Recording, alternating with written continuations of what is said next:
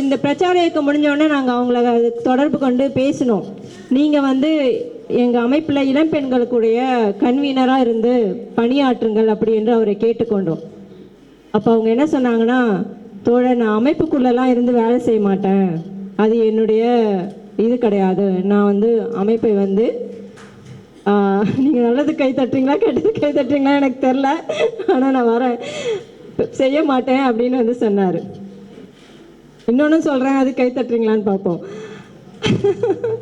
இன்னொரு பெண் அமைப்புக்குள் இந்த அவர் அசாம் முதலிய மாநிலங்கள், அந்த ஜார்க்கண்ட் அந்த மாதிரியான பகுதிகளுக்கு பயணம் செய்த ஒரு இளம்பெண், அது ஃபுல்லாக போய் பார்த்துட்டு நம்மளுடைய சங்கத்தின் வேலைகள், அதனுடைய பரப்புரை, அதனுடைய வீச்சு எல்லாத்தையும் வந்து பார்த்துட்டு அதனுடைய நெகட்டிவ் சைடையும் அவர் பார்த்தாங்க. ஆனால் பார்த்துட்டு என்ன வந்து நம்மக்கிட்ட சொன்னாங்கன்னா, நான் உங்கள் அமைப்பில் சேர்ந்து பணியாற்ற விரும்புகிறேன் அப்படின்னு வந்து சொன்னாங்க. ஆனால் விஷயம் என்னென்னா அதோடு முடிஞ்சிடல.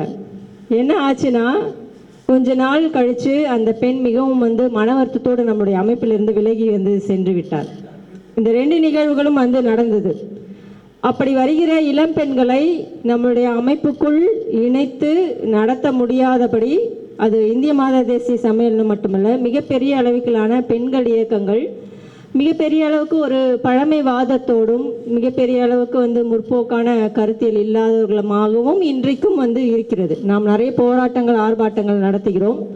ஆனால் இன்றைக்குமே இளம் பெண்களை அவர்களுடைய சிந்தனை போக்கை புரிந்து கொள்ளக்கூடிய அளவுக்கு இல்லாதது வந்து நாம் ஒரு இளம் கேடரை வந்து எழுந்தோம். மிகப்பெரிய அளவுக்கு சென்னையிலிருந்து வந்து சென்னைக்கே வந்து ஒரு மிகப்பெரிய அளவுக்கு ஒரு எங்களுக்கு ஒரு வலதுகரமாக இருந்திருக்கிற ஒரு பெண்ணை நாங்கள் இழந்தோம். இன்னொரு பெண் வந்து அமைப்பை வேணான்னு வந்து சொல்லிட்டு வந்து போன ஒரு விஷயத்தையும் பார்த்தோம். அப்போ இந்த 2 வித போக்குகளும் வந்து அமைப்புக்குள் இருக்கிறது. அது பெண்கள் இயக்கத்திலும் வந்து இருக்கிறது. இதையெல்லாம் வந்து சரி செய்யப்பட வேண்டி இருக்கிறது. நான் வந்து எப்படி சரி செய்ய வேண்டும் அந்த விஷயத்துக்குள்ளே வந்து போகலை.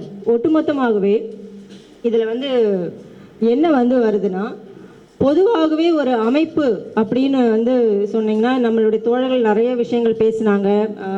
நிலப்பிரபுத்துவ சமூகம், முதலாளித்துவ சமூகம் அப்படின்னு சொல்லும்போது